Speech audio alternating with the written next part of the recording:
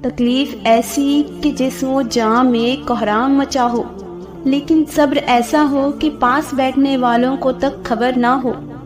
دعا قبول نہ ہونے کا سوچ کر خود کو مایوس نہ کرو، ہو سکتا ہے جو تم مانگ رہے ہو وہ پہلے سے ہی اللہ نے تمہارے مقدر میں لکھ دیا ہو، اور وہ رب تمہیں بہترین وقت پر دینا چاہتا ہو۔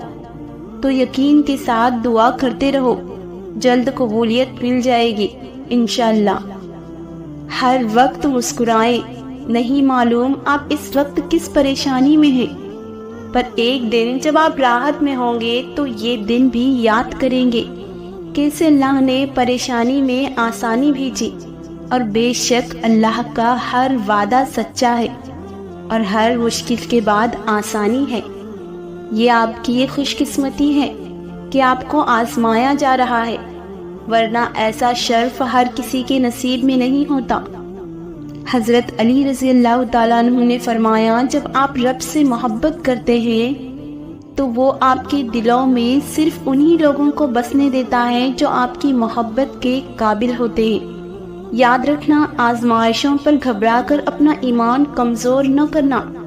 شیطان نے آدم علیہ السلام کو جنت سے نکلوا دیا تھا، تم ایمان سے نہ نکلنا۔ ابلیس نے یقین کی صرف ایک کیفیت زائل کروائی تھی اور حضرت آدم علیہ السلام سے خطا کروا دی تھی، بے یقینی جنت سے نکلوا دیتی ہے۔ یاد رکھو، اللہ سے تمہارا دکھ درد چھپا ہوا نہیں ہے، کیا خبر آج ہی اس نے تمہارے مقدر میں کن کا قلم پھیر دیا ہو۔ اللہ پر توکل کی حدیں اس قدر وسیع رکھو کہ اگر تمہاری مانگی ہوئی دعائیں نہ بھی پوری ہوں تب بھی تمہاری عبادت، یقین اور دعاؤں میں کمی نہ آئے۔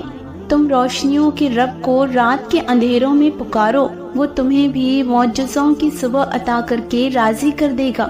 جانتے ہو تہجد کے وقت انسان اللہ سے بہت قریب ہوتا ہے، اتنا کہ اپنی ہر دعا کو پوری کروا سکتا ہے۔ تہجد پڑھ کر اللہ کو راضی کریں اور اپنی تقدیر دعاؤں سے بدلیں، انشاءاللہ اللہ آپ کو بہترین سے نوازے گا، آمین۔ اگر آپ کو ویڈیو پسند آئی ہو تو اسے لائک، شیئر اور سبسکرائب کریں، اور ساتھ ہی کامنٹ باکس میں اللہ تعالیٰ کا پیارا نام ضرور ٹائپ کریں۔